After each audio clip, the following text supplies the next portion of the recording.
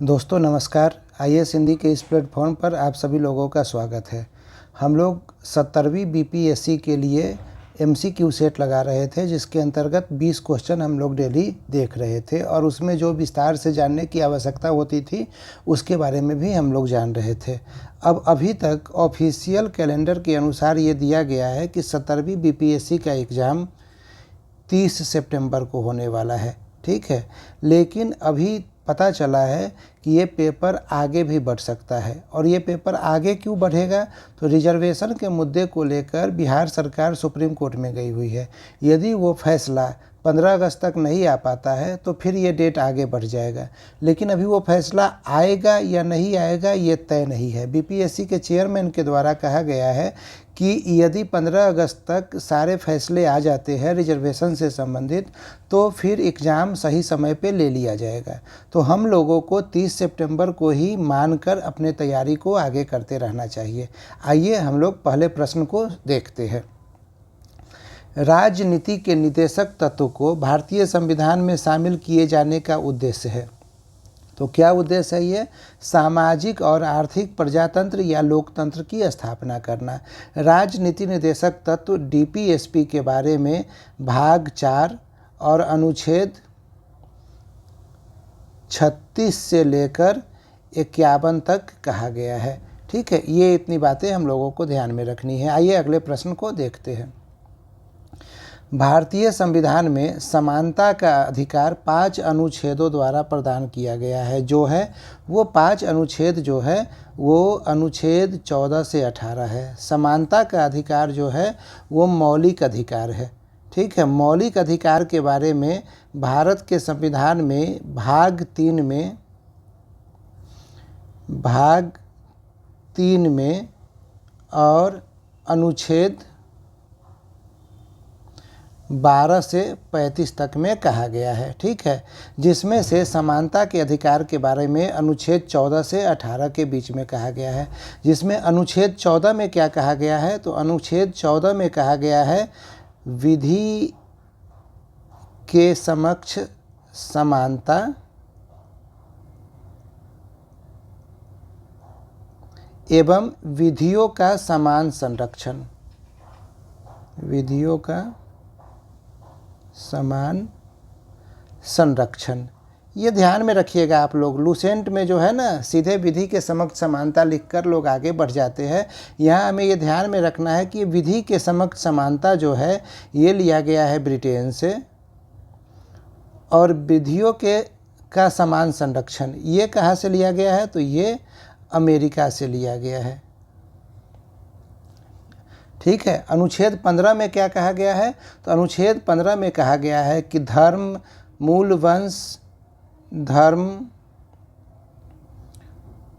वंश, लिंग,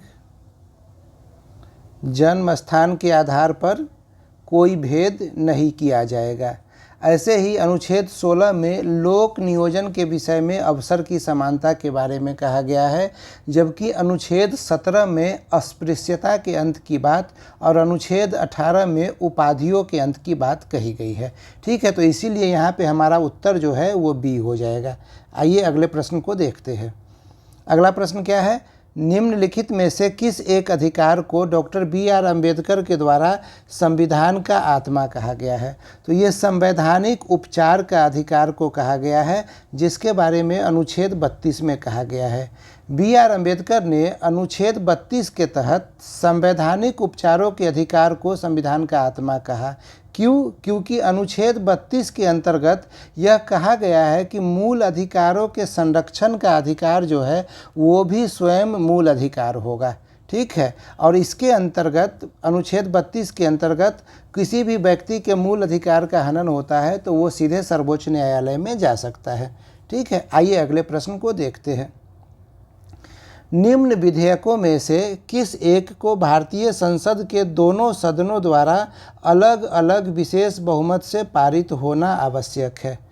तो ये संविधान संशोधन विधेयक की बात हो रही है, ठीक है। संविधान संशोधन विधेयक संसद के दोनों सदनों के विशेष बहुमत से पारित किया जाता है। विशेष बहुमत किसे कहते हैं कि प्रत्येक सदन के कुल सदस्यों का बहुमत और प्रत्येक सदन के उपस्थित और मतदान के सदस्यों के 2/3 का बहुमत होना चाहिए। ठीक है, जैसे कि कुल कितना होता है 543, तो हम सबसे पहले 543 का लोकसभा में बहुमत निकाल लेंगे। नंबर 1 काम हो गया। अब दूसरा, सपोज कीजिए कि उस दिन 543 में से 450 लोग ही उपस्थित है, तो 450 का 2/3 निकालेंगे, तो 450 का 2/3 300 हो गया। ठीक है, और यहाँ बहुमत कितना होता है 272। ठीक है, तो 272 और 300 में ये 300 बड़ा है, तो जब तक 300 से ज़्यादा लोग इसके समर्थन में नहीं बोलेंगे तब तक ये पारित नहीं होगा। उम्मीद करते हैं आप लोगों को समझ में आ गया होगा। आइए अगले प्रश्न को देखते हैं। भारत के उपराष्ट्रपति को पद से हटाने का संकल्प निम्नलिखित में से कहाँ प्रस्तावित किया जाता है? ठीक है, तो ये केवल राज्यसभा में प्रस्तावित किया जाता है, ये ध्यान में रखिएगा, क्योंकि भारत के उपराष्ट्रपति जो है वो राज्यसभा के सभापति होते हैं। इसीलिए संकल्प पारित करके राज्यसभा के द्वारा ही इन्हें हटाया जा सकता है, और इसके लिए इन्हें 14 दिन पूर्व नोटिस देना अनिवार्य है। यदि आप लोग ये उत्तर पहले से जान रहे हैं तो वीडियो पॉज करके कमेंट करके उत्तर ज़रूर बताइए। आइए अगले प्रश्न को देखते हैं। जिला न्यायाधीशों की नियुक्ति किसके द्वारा होती है? तो राज्यपाल जो होते हैं वो जिला न्यायाधीशों की नियुक्ति करते हैं, और नियुक्ति करने से पूर्व राज्य लोक सेवा आयोग और उच्च न्यायालय से वो परामर्श भी करते हैं। तो यहाँ पे हमारा उत्तर क्या हो जाएगा? यहाँ हमारा उत्तर हो जाएगा राज्य का राज्यपाल। आइए अगले प्रश्न को देखते हैं। राज्य विधानसभा में धन विधेयक किसकी अनुशंसा से प्रस्तुत किया जाता है? ठीक है, तो हमें पता था कि लोकसभा में किसके द्वारा प्रस्तुत किया जाता है, वहाँ पे संसद में तो राष्ट्रपति के द्वारा। तो यहाँ राज्य विधानसभा में बात हो रही है, तो राज्य विधानसभा में ये प्रस्तुत किया जाता है धन विधेयक राज्यपाल की अनुशंसा पे। ठीक है, आइए अगले प्रश्न को देख लेते हैं। अगला प्रश्न है, संघ लोक सेवा आयोग के अध्यक्ष और सदस्यों का कार्यकाल होता है। तो संघ लोक सेवा आयोग के अध्यक्ष या सदस्यों का कार्यकाल 6 वर्ष या 65 वर्ष की आयु तक होता है। ठीक है, जैसे सपोज कीजिए कि कोई व्यक्ति संघ लोक सेवा आयोग का अध्यक्ष बनता है 55 साल के एज में, तो 55 साल के एज में बनेगा तो वो 6 वर्षों तक उस पद पे रह सकता है। लेकिन कोई व्यक्ति सपोज कीजिए कि 62 साल के एज में बनता है, तो 62 के बाद अधिकतम आयु 65 ही हो सकता है। ठीक है ना, तो ये 3 वर्ष तक ही अध्यक्ष के पद पे रहेंगे और उसके बाद इनका कार्यकाल समाप्त हो जाएगा। ठीक है, आइए अगले प्रश्न को देख लेते हैं। अगला प्रश्न है, राज्य विधान परिषद को निम्नलिखित में से कौन समाप्त कर सकता है? तो हमें पता है राज्य विधान परिषद को संसद के द्वारा समाप्त किया जाता है, और तब किया जाता है जब राज्य विधानसभा इसकी सिफारिश करे, और ये जो समाप्त होगा वो साधारण बहुमत से होगा। ये सब बेहद आसान सवाल है, आप लोग जान रहे होइएगा सारे सवालों को। आइए अगले प्रश्न को देखते हैं। लोकसभा का कार्यकाल किसी भी परिस्थिति में नहीं बढ़ाया जा सकता है। पहला, ये गलत है, बढ़ाया जा सकता है। ठीक है, इसके बाद दूसरा क्या है, एक बार में 6 माह तक के लिए बढ़ाया जा सकता है। ठीक है, इसके बाद क्या है, तीसरा है आपातकालीन घोषणा के दौरान एक बार में 1 वर्ष के लिए बढ़ाया जा सकता है। यही सही उत्तर है कि लोकसभा का कार्यकाल आपातकालीन स्थिति में एक बार में 1 वर्ष के लिए बढ़ाया जा सकता है। यहाँ सिर्फ शर्त यही है कि जब आपातकाल समाप्त होगा उसके बाद 6 महीना के अंदर चुनाव करवाना अनिवार्य होगा। तो ये हमारा उत्तर यहाँ पे सी हो गया। आइए अगले प्रश्न को देखते हैं। राज्य के नीति निर्देशक तत्व के निम्नलिखित अनुच्छेदों में से कौन सा अंतर्राष्ट्रीय शांति और सुरक्षा से संबंधित है? तो ये अनुच्छेद जो है उस अनुच्छेद को बोलते हैं अनुच्छेद 51। अनुच्छेद 51 अंतर्राष्ट्रीय शांति और सुरक्षा से संबंधित है। अनुच्छेद 48 का ये क्या है, तो ये पर्यावरण संरक्षण से संबंधित है। ठीक है, अनुच्छेद 43 का ये उद्योगों के प्रबंधन से संबंधित है। उद्योगों के प्रबंधन में कर्मचारियों की सहभागिता से संबंधित है। अनुच्छेद 41 क्या कहता है? तो काम का अधिकार, कार्य करने का अधिकार।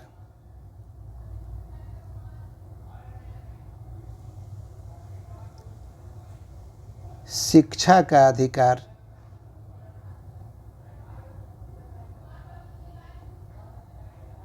इसके अतिरिक्त सार्वजनिक सहायता, इन सब के बारे में डीपीएसपी में अनुच्छेद 41 में कहा गया है। ठीक है, आइए अगला प्रश्न देख लेते हैं। यहाँ हमारा उत्तर 51 हो जाएगा, जो अंतर्राष्ट्रीय शांति और सुरक्षा से संबंधित है और अंतर्राष्ट्रीय शांति और सुरक्षा को प्रोत्साहन देने की बात इसमें कही जाती है। यदि पंचायत विघटित होती है तो किस अवधि के अंदर चुनाव होगा? 6 महीना के अंदर चुनाव हो जाएगा इसमें। और यदि पंचायत का कार्यकाल 6 महीना से कम बचा हुआ है तो फिर पुनः चुनाव नहीं होगा। ये भी ध्यान में रखिएगा कि मान लीजिए 5 साल का समय है और 4 वर्ष 9 महीना हो चुका है, ठीक है, तो फिर पुनः चुनाव नहीं करवाया जाएगा। आइए अगले प्रश्न को देखते हैं। संविधान के किस भाग में मौलिक अधिकार की चर्चा है? पहले हम बता दिए हैं, आप लोग जरा कमेंट करके बताइए कि क्या उत्तर होगा इसका।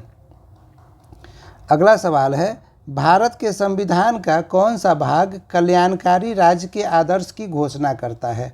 तो ये कौन सा भाग करता है? ये करता है राज्य के नीति निदेशक तत्व। इसके बारे में लगातार हम लोग चर्चा करते हुए आ रहे हैं और ये नीति निदेशक तत्व के बारे में भाग 4 में 36 से 51 तक कहा गया है। ये सारी बातें ऑलरेडी हो चुकी है। अगला प्रश्न है, भारतीय संविधान के अंतर्गत निम्नलिखित में से कौन सा मूल कर्तव्य नहीं है? ठीक है, तो लोक चुनाव में मतदान करना, लोक चुनाव में मतदान करना मूल कर्तव्य नहीं है। तो यहाँ हमारा उत्तर हो जाएगा ये ए। वैज्ञानिक प्रवृत्ति विकसित करना मूल कर्तव्य है। सार्वजनिक संपत्ति की सुरक्षा करना ये मूल कर्तव्य है। और संविधान के प्रति निष्ठावान रहना और उनके आदर्शों का सम्मान करना ये भी मूल कर्तव्य है। ठीक है, मूल कर्तव्य के बारे में अनुच्छेद 51 क में कहा गया है और स्वर्ण सिंह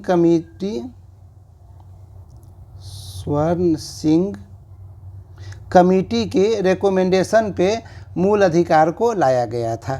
ठीक है, आइए अगले प्रश्न को देखते हैं। भारत का कार्यपालिका अध्यक्ष कौन होता है?